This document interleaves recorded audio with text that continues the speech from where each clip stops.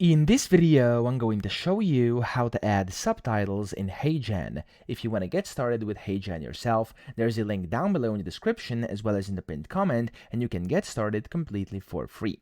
So to add subtitles inside HeyGen, what you have to do, you want to go to Avatar here, and then you want to go inside your AI Studio.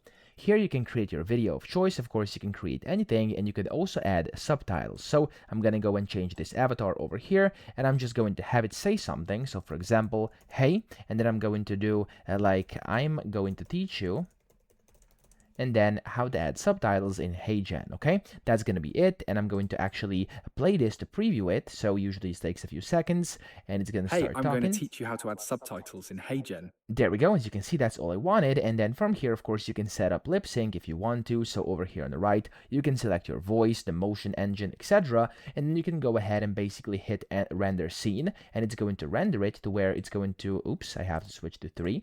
It's going to render it to where it's going to allow you to see the lip sync on your screen as well. Now, usually for short text, this is going to be quite quick.